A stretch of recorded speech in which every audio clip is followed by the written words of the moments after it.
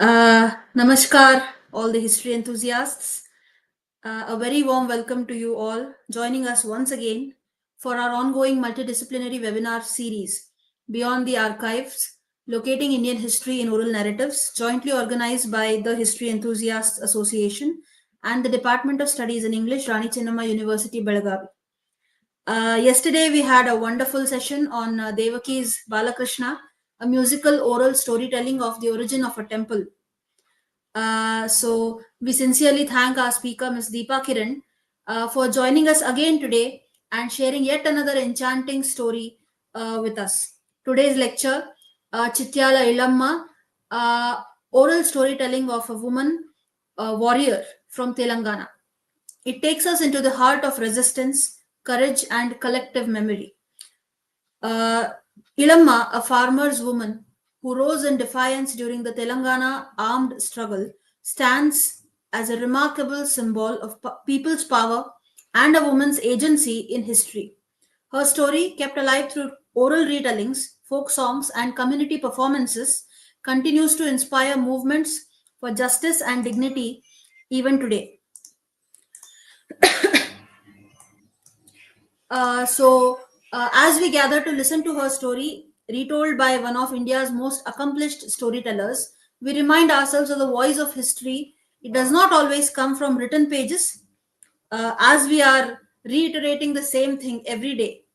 That sometimes it rises from the soil, it is sung in dialects, it is chanted in fields, and remembered by hearts.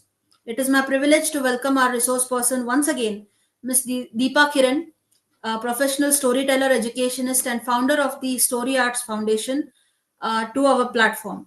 Through her performances, she brings together voices, gestures, and rhythm, together transforming stories into living experiences that cross boundaries of age, culture, and language.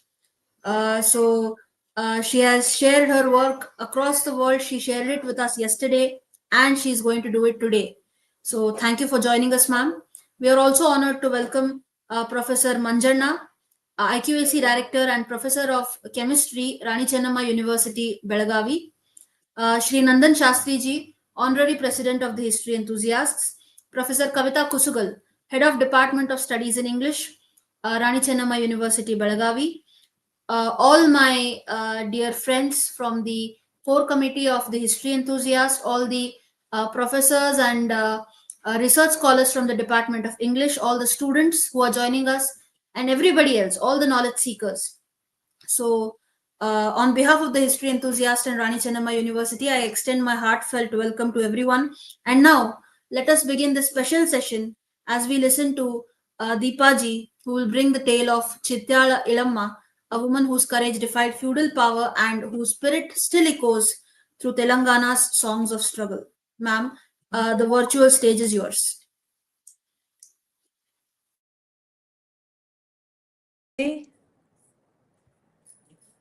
I'm delighted to be here with the history enthusiasts in this webinar series. We had a wonderful evening last evening, and I've heard some of the lectures, though I couldn't join live. I've been listening to them as well. It's a beautiful, enriching series, and looking forward to our time together today. For today, I've chosen a story from history and a little background into how I chose to tell this story. So there was a project happening across the country where they were narrating the stories of unsung heroes and particularly those in the freedom fight. Yeah, so I was also reached out to saying that, Deepa, please share stories of the freedom struggle. And while my mother tongue is Tamil and I'm from Tamil Nadu, but I've lived in Telangana a very long time. I consider myself a Hyderabadi at heart. And so I proposed a story from Hyderabad. And immediately, the organizers wanted to know that if the person was involved in the freedom struggle against the British or not. And then I had to sit down and say, no, it wasn't possible to do that, because Hyderabad was an independent state. So they were very much involved in freedom struggle, but it was a parallel movement of a different nature. And it wasn't against the British. So initially, they even called off the project. They said, no, we are looking only for those who have fought against the British. But of course, I persisted and I was able to convince them of the truth, of course, which is that This is as much a freedom struggle as any other that happened in India. It's just the nature of it was different because the people here weren't fighting directly against the British, but in very many ways they were also fighting. They were, of course, all united in a genuine, common humanitarian struggle for freedom. So here I present the story of Chityala Ilamma from Warangal district in Telangana.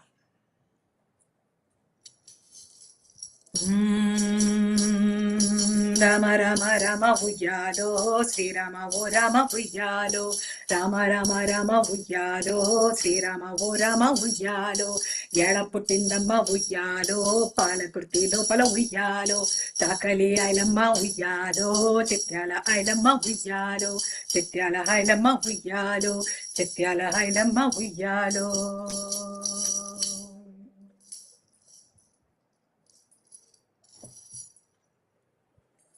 Come, listen to my story. The story of Chityala Ilamma, as they called me. Chakali Ilamma, as I chose to call myself. Why? You will soon find out. But before I tell you my story, let me set the context, the backdrop, the background, the socio cultural, historical context of what was happening all around me, all across India, which contributed to who I became. It was the first half of the century, 20th century in India. And of course, there were ripples of freedom struggles spread all across the country. The struggle for freedom against the colonizers, the British. We know many of those stories. However, my story takes us to the parallel struggles. While we had the larger geographical land of India, there were 500 independent states. These were princely states ruled by rulers who had the British protectorate. They had privileges of the British protectorate under them. They enjoyed the British paramountcy in every possible way. So they were functioning as independent states, but they were representatives of the British rulers. Below them were often the zamindars, and in return, the zamindars ruled over the people who tilled the land. And those in these, the citizens of these states, were fighting not directly against the British, not directly against the colonizers, but against the zamindars who were representative of the nizams who were under the British paramountcy. It was a different parallel struggle altogether that was happening. We have often heard of the waves of this movement, such as the Tibhaga movement in West Bengal. All of these were connected, of course, with these princely independent states, which were such as Mysore in Karnataka, Jaipur in Rajasthan, Tanjavur in Tamil Nadu, Sangli in Maharashtra, Hyderabad, this side of the country. For the citizens of these states, it was a different fight, a different revolution that they were engaged with, wasn't it? And the nation primarily being one of farming, it is no wonder that these revolutions, these movements that arose directly from the citizens against the zamindars and the representatives, were completely intertwined with farming, farmlands, and farmers. It was revolt and peasantry going hand in hand.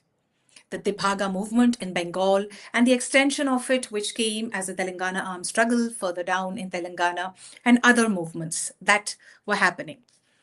What was happening in this region was in Hyderabad state, the Dakhini region in the Deccan Plateau. Hyderabad state, very different from the Hyderabad city. The state was defined by its borders, which incorporated what we know as Hyderabad today, but also parts of Karnataka, parts of Maharashtra, parts of Telangana, parts of Andhra. All of these came under what was defined as the Hyderabad state.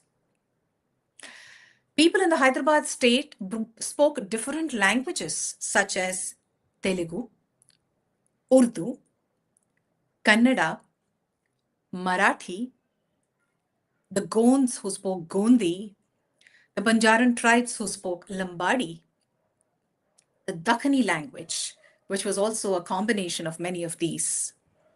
But while the people had different ethnicities and different mother tongues, they were together known by a common term, Mulkis. Mulkis were citizens of the Hyderabad state, and this state was ruled by the Nizams. Therefore, the struggles of the people were, in effect, the struggles against the Nizams, though it was the Zamindars, the representatives of the Nizams, who directly inflicted the trauma or the troubles or the challenges on the people. The fight of the people was against the Nizams. The Nizams who were the rulers of the independent states. I'm sure those of us who are from the land of Telangana, who have lived in Hyderabad, could not have missed coming across, especially when I was there, when I just entered in the 80s, the songs of Gadar.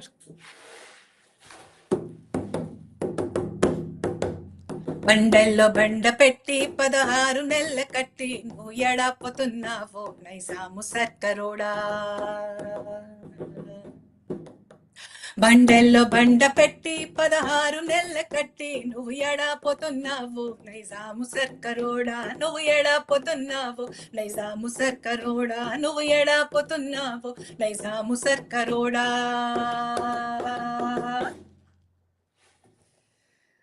Nizam Mursar Karoda, oh Nizam the ruler, what do you think you're getting away with? So these movements, through fight, through guerrilla warfare, through folk cultures, were all revolutions in the making, and they were all interconnected, internetworked in their own different ways. What was interesting was that while the rest of the country did eventually get freedom in 1947 on the 15th of August and was celebrating new, free, independent India,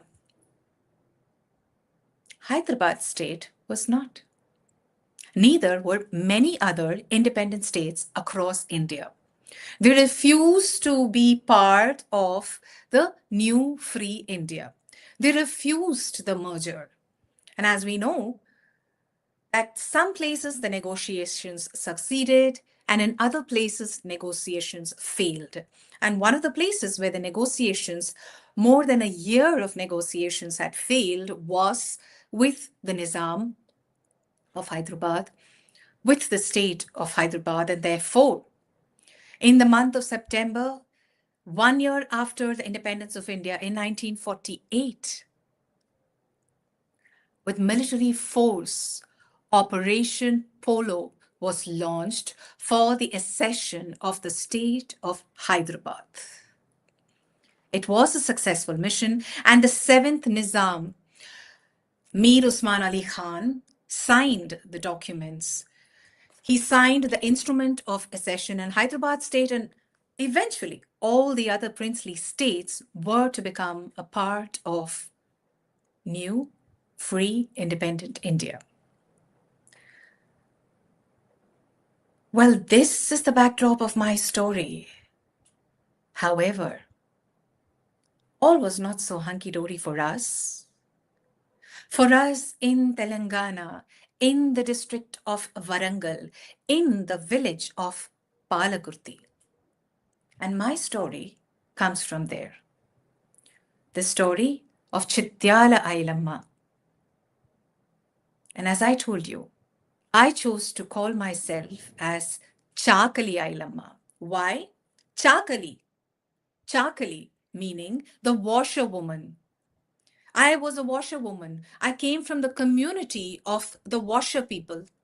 Me, my family, those around me, all we did was wash vessels and clothes, wash floors and ceilings, wash even the road on which the Dora Mai Zamindar walked. And after I was done with all the washing, I would be called to massage somebody's feet. I would be called to pull water from the well. I would be called to carry the grains inside, any odd jobs. And when everybody was done with their day and rested, when everyone had eaten their fill, I would get the few scraps of leftover food, and I would get few scraps of leftover time. But I was not one to waste that time. I valued that little time that I got for myself. I ensured that I spent it on my dreams. You might wonder, a chakali? A washerwoman? What dreams could she possibly have? Well, to tell you the truth, I would never have thought of having dreams of my own if not for the social situation in which I was born. Let me explain. As I mentioned, the Telangana armed struggle was in full swing, and the waves had reached our village too. The Andhra Mahasabha had sangams or local collectives everywhere, and they had the Utpala Sangam in my village, Palakurti. I began to go to the sangam meetings. I began to want to bring people together. We saw the support and the possibility for strength and solidarity. We saw hope. And that is where my dreams slowly began. I began to dream with the support, with the guidance, with the solidarity from the Andhra Mahasabha members, from the Sangam, and from my own very, very supportive family. My husband, my three sons, and my daughter. Yes, I dared to dream. What if I could have a better life? What if I could change things for me, my family, and my community? And so, after the whole day of labor, of washing, washing, washing, after all the extra errands, after attending to everyone else, after feeding on the little scraps, after taking basic care of myself, I would work extra and earn just a little that I could save up. Yes, with my little savings, I saved a little too. And yes, I learned to save without any budgeting app on a mobile phone. I saved up enough to buy cattle. I bought cattle, you know. Yeah. And with that, I earned enough to dare to dream bigger. A little bigger dream this time. With the money that I saved up from my little cattle business, I set up a Kallu shop. Kallu, as you know, is toddy. I set up a toddy shop and ran the business quite successfully.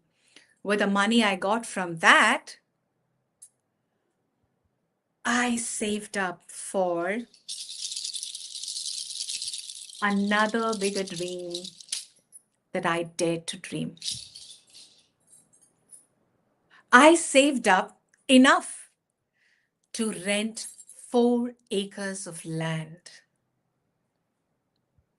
I paid the money, leased out the land, began to grow my crops on it. Can you imagine the thrill, the joy, the struggles of working on this land? But work we did. Me, my husband, my sons, my daughter, after our long, strenuous, tiring days, we would still wake up. We would still make time to till the soil, sow the soil, plow the soil, and grow. We began to grow our crops on it.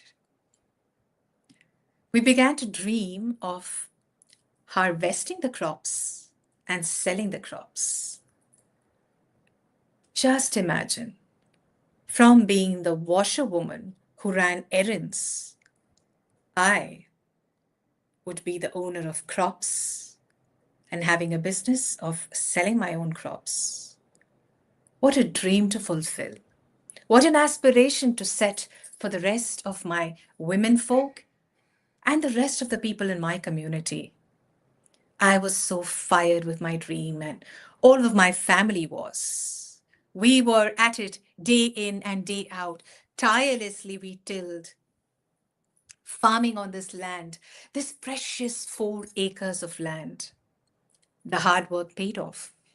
The crops were growing well, and we were looking forward to the harvest.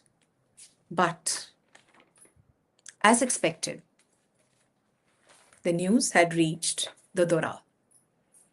And the Dora was, of course, fearing, how could that be? There was a fearful, rageful discussion at his place.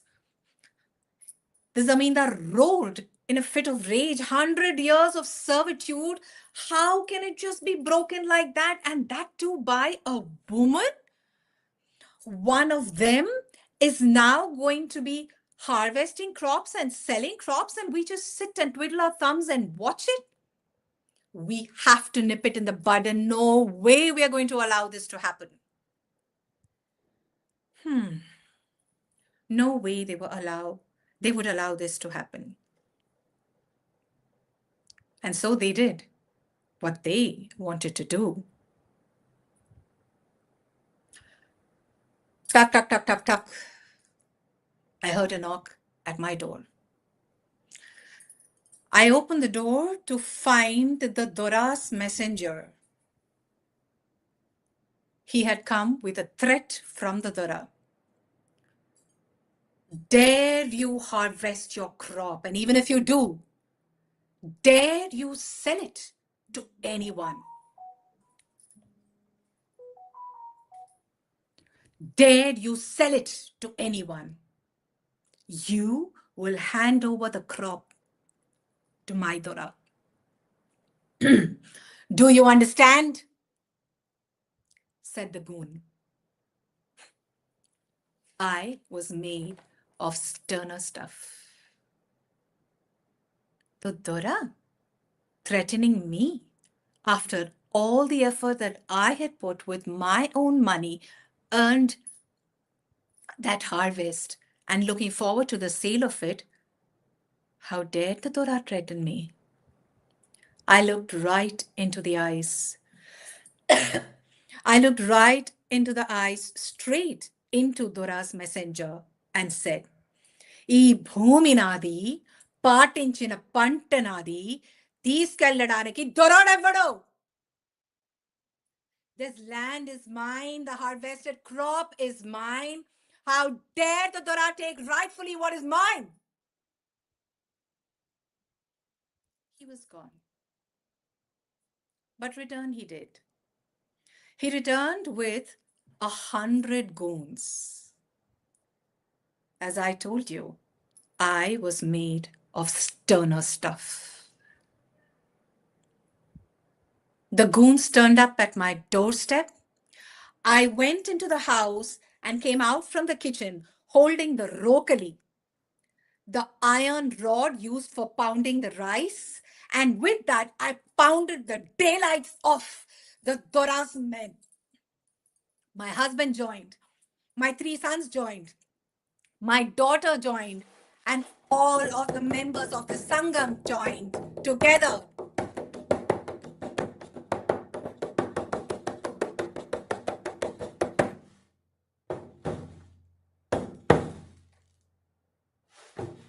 Yes, together.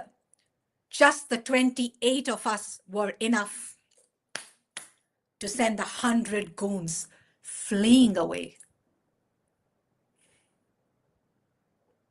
I cannot say never to come back because we knew that they would make trouble for us. And so we guarded our land. We guarded our land that night, the next day, the next few days, the next few months, ensuring that we could harvest the crop, we could sell the crop, and get the profit for ourselves. Yes, we did that.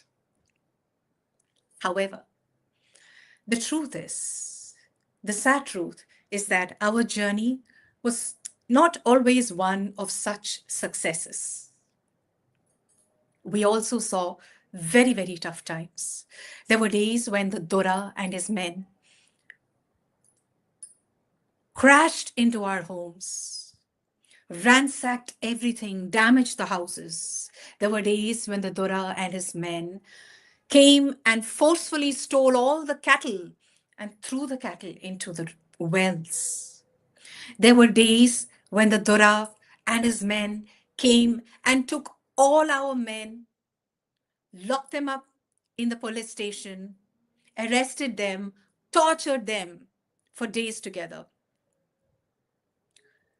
All of this could have truly dampened our spirits. But we didn't allow any of this to dampen our spirits. In fact, this became the fuel that fired our spirits. We were even more determined. We were even more fierce with our revolution, with our fight. And when the death of our most strongest, resilient leader, Doddi Komaraya happened, once again, it was a time that could have broken us, but we knew the agenda of the enemies and we chose not to be broken. We chose instead to go with even more zeal. And it was after his death that the movement gained tremendous momentum. The meetings, the plannings, the solidarities, the strengthening, everything began to happen right at my house. Yes, my house became the epicenter for the movement thereon. I had been, of course, actively supportive, but this was another step altogether. Sometime along the way, somewhere along the way, I'm given to understand that I became a symbol of strength, a beacon of light for the movement, for the other citizens, and especially for the women who were part of this fight. It was not an easy journey for us, especially for us. The way the Doras people crashed into our homes, they also crashed in and violated our women. I've heard the screams, screams of my own daughter. I've seen their depression. And through all of it, I have been by their side as a pillar of strength, reminding them of their resilience, pulling up their hope for a better future, for a better day ahead, always, always reassuring that I am there with them and I will be there in this journey. I learned to fight. I learned to use the rifle and the gun, because I had to go underground for a while. That's when I learned to use the rifle. But I've always believed in not actually using the rifle, yet knowing to use it and carrying it with me.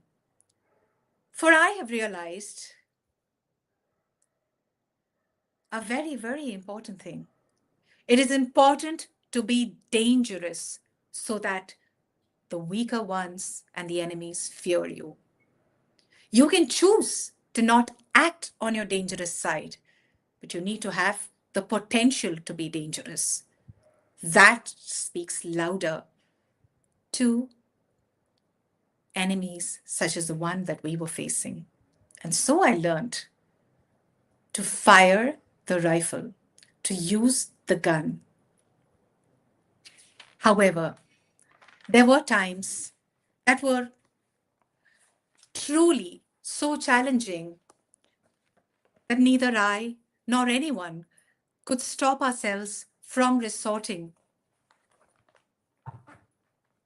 to a response of violence. For instance, after the men had come right to our homes, violated our daughter and other women, immediately after that, when the police patel came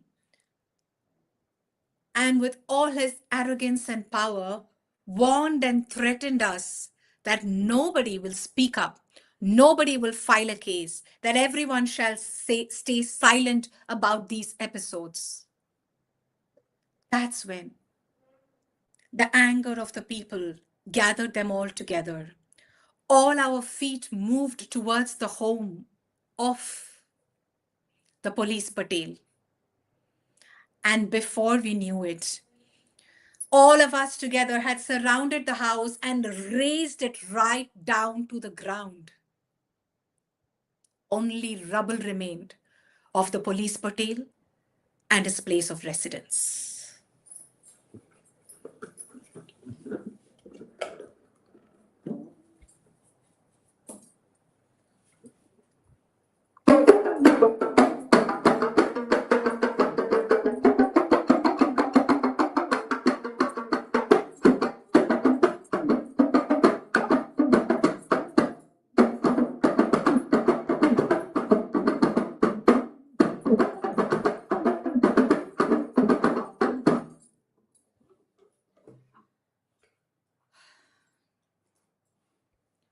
I remember those tumultuous times. So these sinusoidal ups and downs, the little victories and the tragedies were part of our journey. This house that we razed down of the police patel, we continued to protect that land. We razed down the rubble, we plowed the soil, we grew crops on it, and after a few months, when the corn was ready to harvest, the entire village gathered there. We set up a bonfire, cut the corn with our sickles, roasted it, and celebrated on that very same spot where the police patel who threatened us after such dire violating deeds. That place where he decided, right there, we grew the corn, roasted it, cut it with our sickle, and celebrated our victory. As you're aware, the sickle and the corn are both integral elements of our symbol. A reminder of our fight, a reminder of where we come from and what is seen as our weakness is indeed our strength. Despite all of these terrible and tumultuous episodes, we also found those small moments of successes. The revolution, by and by and by, slowly but steadily, did yield results. All of the work did not go wasted.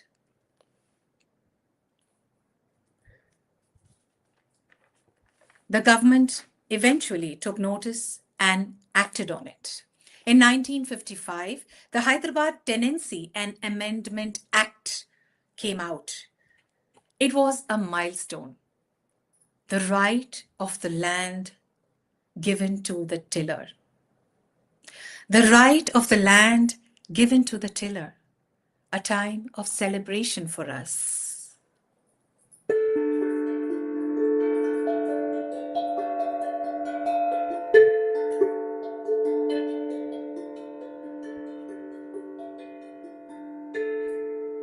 Indeed, a joyful milestone. However, we soon realized that for that ruling to translate on ground again was a journey of struggles, a journey of many, many years of challenges. Along the way, women, men lost their spirit or gave up. Others were with me. But I continued. I continued with my spirit of faith, courage, and solidarity, and taking everyone else along with me, especially the women who had suffered, some of them in depression. I took them all along. I outlived my husband, my three sons, my daughter, living up to the age of 90 years in 1985, by which time a lot of improvements had come. I'd seen much better days for everybody. I feel thankful to have completed this journey on earth, leaving it perhaps a little better than I had seen it when I was born. I did complete my journey and I left this earth. But I find that the people of Telangana have kept me alive, not only in their spirits, but even in their folk songs. They had kept me alive and kept others like me alive, who have been, in our small ways, a beacon of light, one who symbolized strength and solidarity, such as me, Chakali Ilamma, Mallu Swarajyam, Atlu, Arutlu Kamaladevi, and many, many others. How did they keep us alive through their folk songs? Through a unique tradition in Telangana called Uyyala Pata. Uyyala means the cradle, and Pata is song. So Uyyala Pata loosely translates into lullabies. These lullabies were not just regular lullabies about the moon and the moonlight or Chandamama, but these were lullabies that were story songs, ballads of their ancestors who had fought for freedom so they could enjoy a better life today. The Uyyala Pata tradition of Telangana is where I'm still alive. Yes, I do know that I'm alive in statues like the statue on Tangbund and many in Varangal. And also, my home is still visited by many. As I complete this story today, my story, I end it with a few lines from the songs, from the Uyyala Pata, one of the Uyyala Patas on Chakali Ilamma.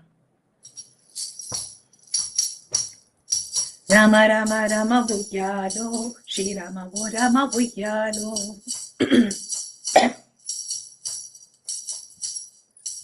Rama Rama Rama Uyyalo, Shri Rama O Rama Uyyalo, Yada Puttindamma Uyyalo, Pala Kurti Lopala Uyyalo.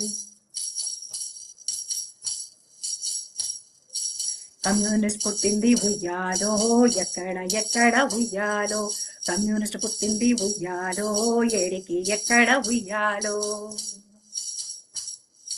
చాకలి ఐలమ్మ ఉయ్యాలో చాకలి ఐలమ్మ ఉయ్యాలో బట్టలుకే బ్రతుకే ఉయ్యాలో చాకలి ఐలమ్మ ఉయ్యాలో బట్టలుకే బ్రతుకే ఉయ్యాలో చాకలి ఐలమ్మ ఉయ్యాలో రామ రామ రామ ఉయ్యాలో శ్రీరామ ఓ రామ ఉయ్యాలో శ్రీరామ ఓ రామ ఉయ్యాలో శ్రీరామ ఓ రామ ఉయ్యాలో చాకలి ఐలమ్మ ఉయ్యాలో చాకలి ఐలమ్మ ఉయ్యాలో చాకలి ఐలమ్మ ఉయ్యాలో.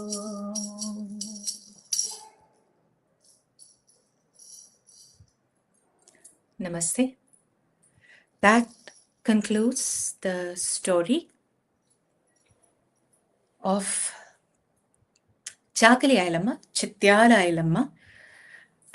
As you will notice that in the narration itself, there has been reference to some specific oral traditions of Telangana, which is the Uyyala Pata, keeping alive the oral history through songs of the legends of their land itself. This was one thing that I wanted to bring to light. Also, another thought, what really drove me to share this was, yeah, thank you, Nidhi, for sharing that. As you can see, whatever little research material I found was primarily in Telugu. There are books that are available on Chakali Ilamma, but they are in Telugu, and I had to go to the Telugu bookstore to access those. And I took help from my friends. I want to mention their names: Radhika Gudipati and Koya Chandramohan Garu from Namaste Telangana, who helped me. Understand the crux of the points from these pieces of literature. So it is for me, as a person from the field of English literature and English language teaching, and one who narrates stories from India and chooses to narrate primarily in English but make it multilingual. This was a project that's very close to my heart. That, yes, I have not come across a book on Chakali Ilamma, but this was a hope to add to the oral possibilities of oral stories of Chakali Ilamma for the English speaking audience as well. And also to introduce the backdrop, given that we did not have, as I mentioned at the start, given that we did not have the British rule here, which is somehow not known or not in the common knowledge systems of some of the young people, it appears. So those were the agendas that I thought an exercise such as this served, a project like this, and pursuing a project like this in terms of research and in terms of performance would have served. Again, one more point, third point, as you would have noticed, I have taken some artistic license in this performance. I obviously have never met Chakali Ailamma in person. It is based on my readings that I have chosen first person retelling of her own narrative, giving it a flavor as I imagine her to be, and trying my very best to stay as authentic to the literature, to the material, to the research that has been provided to me. So the artistic license is in terms of the performance, but not really with respect to the content. Yeah, so that is another aspect that I wanted to bring out, because that becomes a challenge. Sometimes as an artist, one has to be very careful to and make our best attempt. We still might err, and my apologies to anyone who is more aware of some aspects of this story. And if I have erred in any way, please let me know. But the attempt is to do as deep a research as possible. As I mentioned, I collaborated with journalists, with people from the background in literature, and actually went to Telugu bookstores to get material and put it together. Yeah. These are the things that are coming to my mind as I conclude my presentation. Yes, here we have the slides. I've just brought the books that I referred to. Those are the PPTs that Nidhi is sharing for us. These are some of the references we had for this project.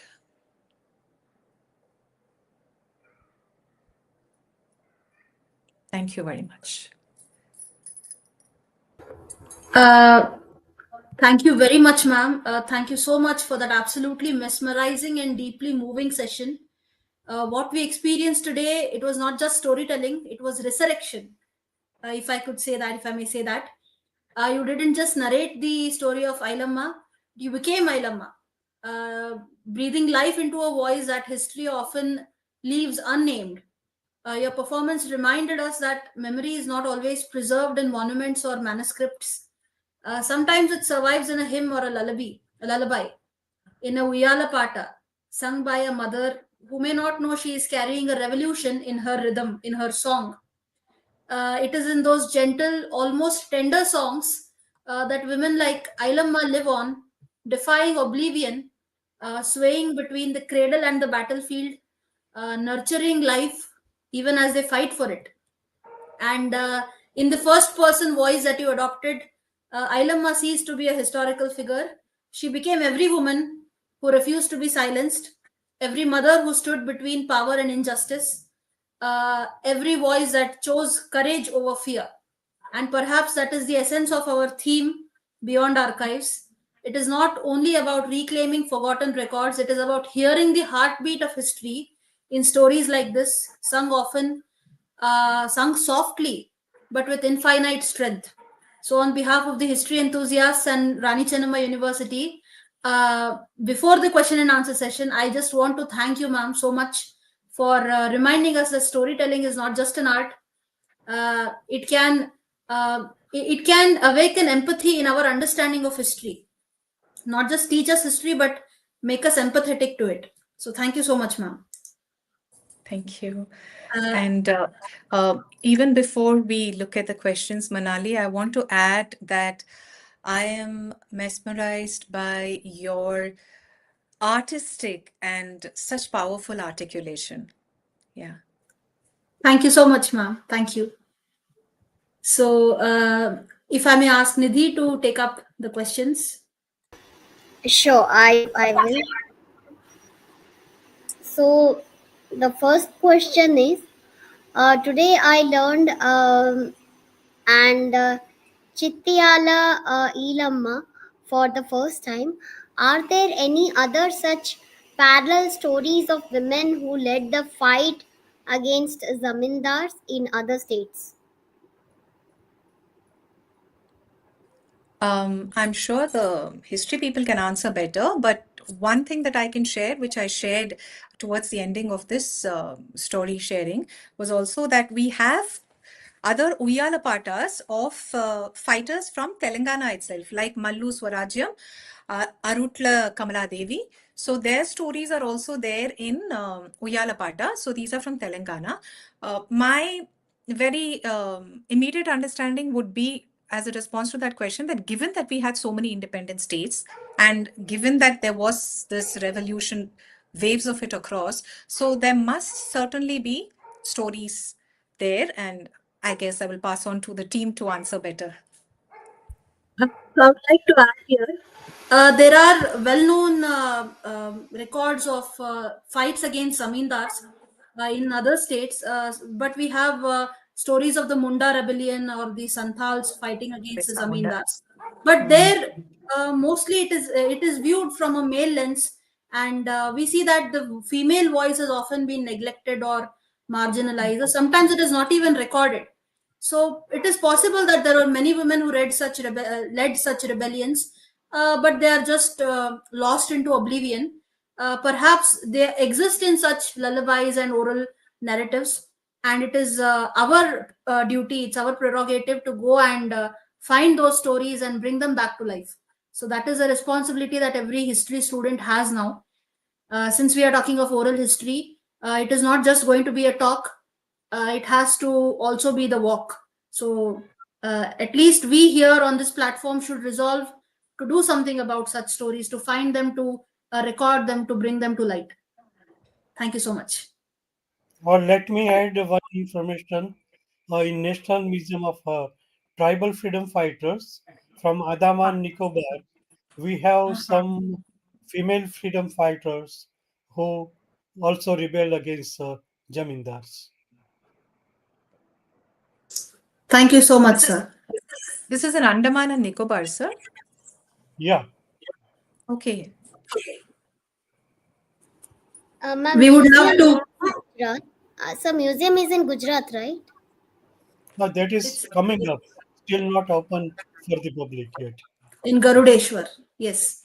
Garudeshwar, yeah. And in future we can, because we know so little about the histories of Andaman Nicobar, I think Mm, we could have a lecture on that area also. sure. That brings, this is the next question, this is from me, so I will ask it, Nidhi. The power of your performance, ma'am, as I already said it, not just in the narration but in the embodiment of Ilamma herself. uh, so, how do you approach, how do you prepare yourself in performing such a charged, real, and historical figure? Because I'm just curious, I want to know.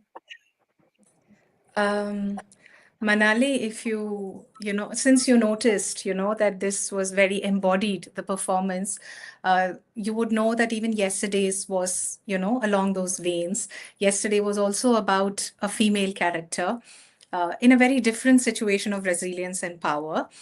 And I'm not trained in theater, professionally. So I actually end up crying after I do these performances because for me it is very intense. I just really, either become that person or I find alignment with my own journey. And as women, we have all faced in different situations. I am a single mother with two sons and an artist at the same time. So I have parallels that run in my head where I can relate to Devaki and Balakrishna, or I can really relate to the fire of Chityala Ilamma. So for me, it blurs me, my life, my persona, her journey. Also, the other way around, I end up choosing stories that speak to me so deeply. I I don't enjoy just taking something and doing for the sake of doing it. So when it speaks to you so deeply, then you just find the resonance. And yeah, I was, in fact, yesterday after we finished Devaki Balakrishna, and when Nidhi announced that tomorrow we have Chityala Ilamma, I just realized I had taken on two intense performances back to back. So it's going to be a very long evening for me. But yeah, I also find it healing for me. And I have heard from the audience also that because the nature of oral storytelling is that audience, or storytelling in general, particularly oral storytelling, the audience vicariously experiences with us, right? They travel with us, and it's also my duty as a performer to bring them back safe, which means I have to be centered enough. I cannot get carried away with my embodiment of the character. So in that sense, it's very healing experience for me. So how I do it is, yes, I just see my I just allow for my points of vulnerability and resonance with the character to come forth. Yeah. Absolutely wonderful, ma'am, and thank you for sharing that the process, the experience that you have when you embody such a wonderful, such a powerful personality. So, Yeah. truly honored to be a witness to your performance today. Mhm. Uh, yeah, this is also a question from me. I ask a lot of questions, so I must apologize. Many such women warriors were erased or marginalized in formal history, as I was just saying a few moments ago. Yeah. Do you think oral storytelling gives them a kind of afterlife, a space where they can still continue talking to us even after, long after they are gone? True. Absolutely, absolutely. Now, Manali, I mean, I would say this is true of any voices that are not heard, right? In there's a very simple proverb, right, which says that the lion is always the king of the jungle until the other animals get to tell their story. So the word itself is history. So it's his story more often than not. And his is also usually of the powers that be, as we know.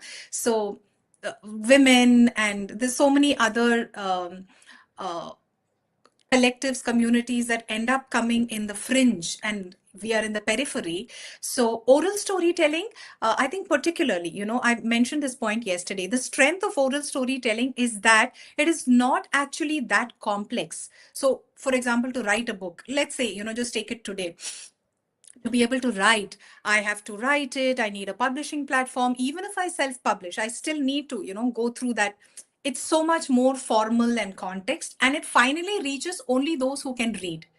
It reaches only the literate, and in the literate, those who enjoy reading. So which brings it down to such a small set of people whom the transmission, the dissemination is so very small. So the nature of oral stories is that it can just read anyone, it can reach anyone who will listen. And especially if it is sculpted and structured in a nice engaging manner, then we are expanding the number of people who want to listen, and all they have to do is listen. They do not require literacy and the interest to read. So the nature of oral storytelling and the fact that these voices don't get heard otherwise, I think both are reasons why there is scope for these stories to be heard better through the oral yeah telling. Thank you so much, ma'am, for the nuanced response. Thank you. Nidhi will take up the next question. So, ma'am, I have a question. The question is, how can our youth learn this kind of storytelling to protect, preserve, and promote the oral history of Indian women? Oh, um, I would just begin with the first aspect that if they even hold an interest of wanting to protect and preserve and tell the oral stories, then they should just take that first step of beginning doing it. You know, um, I started and I didn't have anyone to tell me if I was doing it well, if I was doing it badly. I just did it anyways. Yeah. So I would say a good starting point is to begin, because you can read 1,000 books about swimming and, all of that, but you need to jump into the water, drown a little, blah, blah, blah, blah, and then figure out how to swim. So, like that, even protecting, preserving, because um, let the youth is a collective word. Each person will have their own thought process of how they approach that story, how they approach the idea of protection, of preservation. And that will come through when they jump into the pool. Just go ahead, start telling.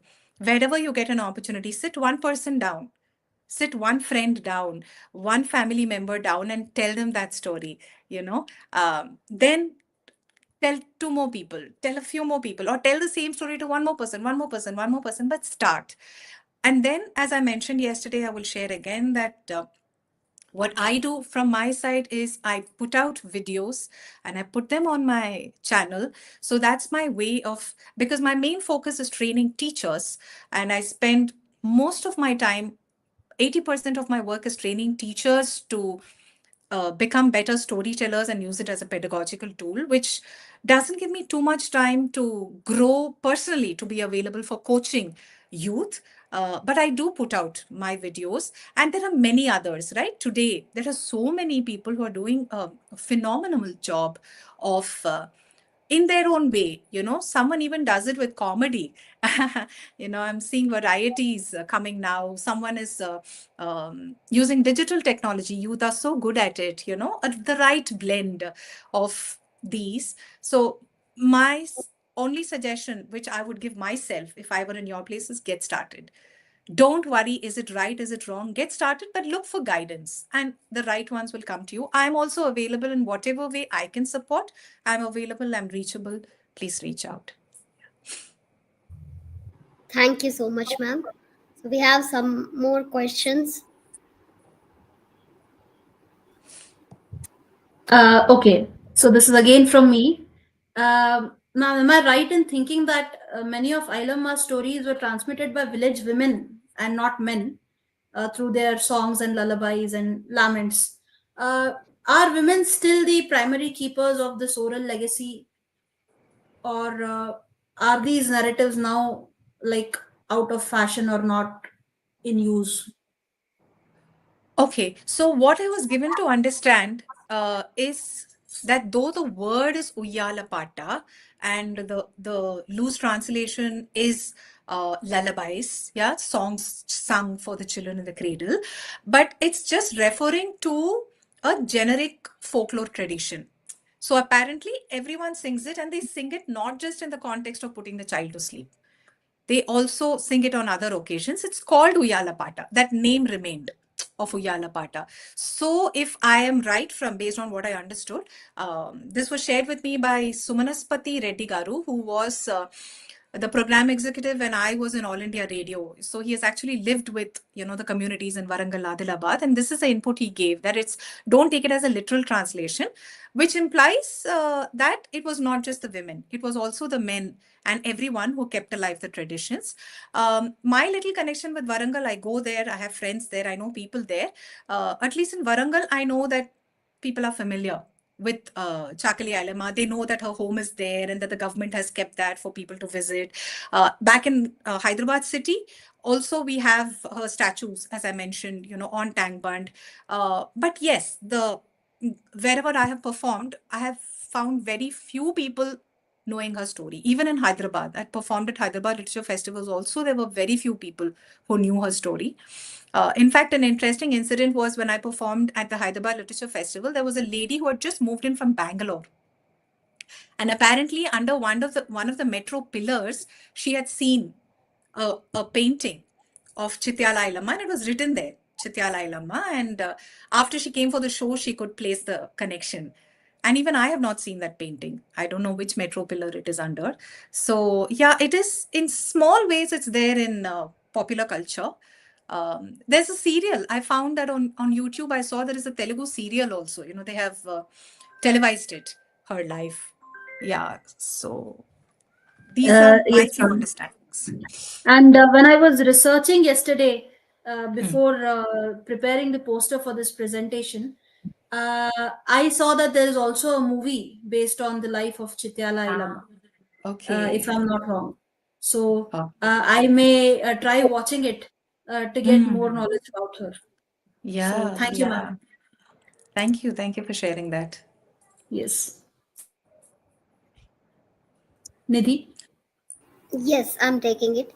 Ma'am, the next question is what painful details did the other women of the struggle know about Ilamma that they were compelled to keep silent? Okay, so these were basically Vinayak, the men who would crash into the homes, they would sexually assault all the women, including Ilama's daughter. So they were basically painful details was their own trauma of being sexually assaulted by a gang of men, and repeatedly happening to so many of them. So many of them were in depression, they were suicidal. So everyone was keeping her daughter's story and their own stories, hushed up. And so the victims were still being victimized by the police Patel. Yeah. Uh, so Suresh has asked a question, which is essentially he's asking to summarize the entire lecture because that is what the lecture was about. But he says Chakli Ailama was a warrior woman, a woman warrior. Why did she fight against the Nizam government in Andhra Pradesh, and what kind of exploitation she raised her voice against? So that is basically what the lecture was all about. But if you could just summarize it again, ma'am, I think he joined late. Okay, okay. So, Suresh, she was from erstwhile Andhra Pradesh. The geographical location of where she is Telangana of today. And she fought against the zamindars, not directly against the nizams, because the zamindars were representative of the nizams, and the nizams had British protectorate privileges, and so they were the indirect rulers. So that was the only scope of fight that was possible for her. Like any other bonded labor across India at that point in time, they were also denied their basic rights and a lot of basic humanitarian rights. So they were struggling on a day-to-day basis. And so the fight was for their own freedom as humans, for their own right to till their land and to get back from that land for themselves after putting in all the effort in a very simple way, which was denied for generation after generation. Yeah. Thank you so much, ma'am. And this is the last question. I kept it for the last. So, if Ilamma were alive today and she could speak to us, what do you think she would want modern India, especially women, to remember her for and to understand, to learn from her struggle? Because you did such a wonderful job in embodying her, I thought I was speaking directly to Ilamma, and this is the question I have. What Ilama speaks to me is of keep your courage. Whatever happens, whoever seems to be powers that be, an authority, physical, situational, hierarchical, it doesn't matter. You keep your courage. That's what she speaks to me. Yeah. Thank you so much, ma'am. That's indeed a very wonderful message. We have a message here. This is, I think, it adds to the conversation, to the discussion that we are having. When women work in agriculture, they sing together the Uyalapata stories. Now, technology is replacing in many ways, and these songs are disappearing from the people. This is indeed sad. But as I had heard once, uh, there was a discussion going on. where they asked that nowadays students are turning in assignments which are written by chat gpt. So what do we do? This was a discussion among teachers. So one teacher said that, see, because the technology exists, they are going to use it. What we have to do is change the approach instead of lamenting about it. So I think we can change the approach here also. If there is technological shift, we should bring the Oyala to the technology. We should uh, amalgamate both, and we should make it popular in that way, just like we are doing it right now. So I think that will help a lot in preserving this to and to continue this for many years to come. This is just my 2 cents. Yes. Ma'am, do you have anything to add to this? Yeah, I'm in agreement in the fact that yes, whether we want or no, things change, technology comes in, and at best, we can. Right now, that's what we're doing. We are currently using technology and doing our small bit towards what holds meaning for us. Like for somebody else, something else might hold meaning in life, and they might be pursuing that goal, whether it's environment or something else. So we are doing our bit towards this. And yeah, I'm also reminded of an incident in Ladakh. I was there for 45 days. I made a documentary film living in a village called Likir there.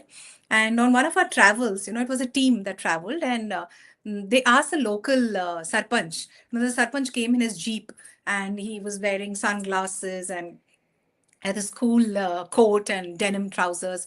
And they said like, आपको नहीं लगता है कि आपको हमारी लद्दाख की संस्कृति रखनी है, all that you have to keep alive your culture. So I'm not comparing it with your question. It just reminded me, let me clarify, it just reminded me of that episode. And the sarpanch said that, why are you putting the responsibility of keeping culture alive on us? We want development. You have gotten your share of development, so why I also want development, so why are you putting the responsibility on me? That was a debate, kind of a discussion that came up. It just opened my eyes to perspectives. So yes, maybe it just helps to, what can I do about it? Let me do. And yes, it's good that you observed it and you brought up this discussion. I think, yeah, whatever, I would love to know what you think you would like to do about it as well. Yeah, and please do it. The fact that you asked this question, I'm sure you care about it and you want to contribute to it. Please do your bit. Yeah. Absolutely, ma'am. Deepa, Since so yes.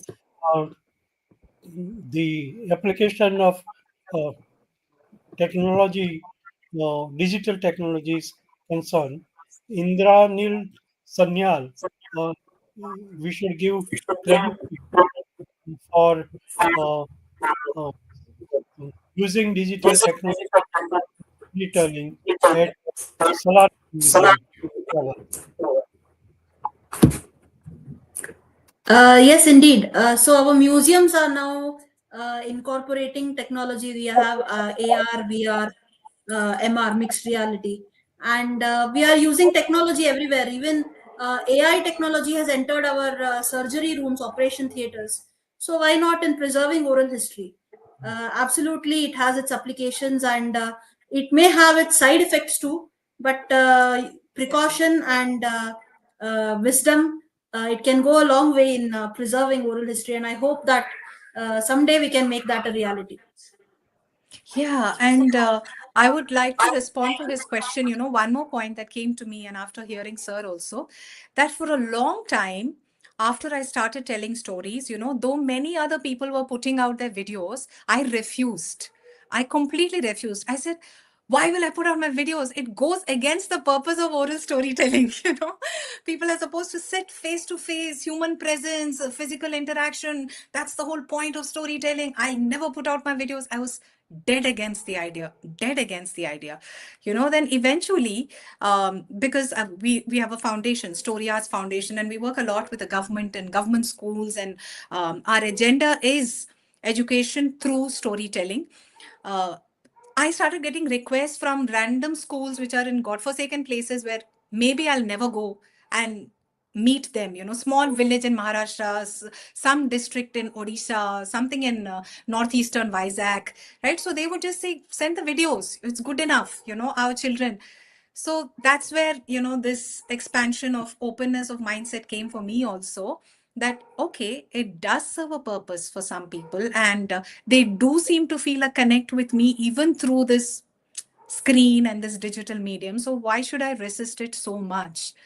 So for me also, that's how I slowly warmed up to the idea of technology and tradition. We can, share space together. Yeah. Absolutely, ma'am. Even though it may sound like an oxymoron right now, technology and tradition, using them in the same breath together. But I think the technology has made this world much smaller, and oral narratives from Telangana are now reaching far wider areas than they were reaching before. So I think that is an added benefit. Yeah. Let me add Yes. one thing that at Lawrence Hall of Science, University of California, our volunteers, while narrating stories on snakes, keep live snakes in their hands, and the atmosphere becomes so much realistic. I can imagine. So this brings us to the end of a very, very mesmerizing session and a very interesting discussion. So we have now reached the end of not only the today's session, but also the end of this entire webinar. This is the last lecture of the webinar. Tomorrow we will be having the valedictory, and what a positive, what a happy note we are ending it on. So thank you, ma'am, for making that possible. And I Thank you, now everyone. request, yes, thank you so much, ma'am. I now request Miss Nidhi Katti to propose the vote of thanks. Thank you so much, Manali, for giving me the opportunity. First of all, I want to thank you, Deepa ma'am, for beautifully depicting the story of Ilamma, and for letting us know the struggles of Ilamma and many women who joined hands with her. Thank you so much. And we would love to collaborate with you for our future lectures too, whenever we Absolutely. get opportunity.